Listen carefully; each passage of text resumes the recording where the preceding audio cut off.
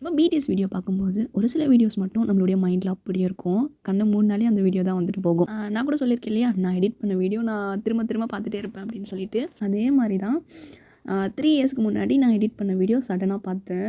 இப்போது அந்த வீடியோ நான் இங்கே ஷேர் பண்ணுறேன். உங்களுக்கு அந்த வீடியோ பார்க்கும்போது எப்படி இருந்துச்சுன்னு சொல்லிட்டு மறக்காமல் கமெண்ட் பண்ணுங்கள் ஆர்மீஸ். என்னன்னு தெரியல, அந்த பிஜிஎம் கேட்கும்போது வேறு வைப்பாக இருக்கும். பீஸ்ஃபுல்லாக இருக்க மாதிரியே ஒரு ஃபீல் இருக்கும். அவங்களுக்கும் அந்த மாதிரி ஒரு ஃபீல் இருந்துச்சான்னு சொல்லுங்கள்.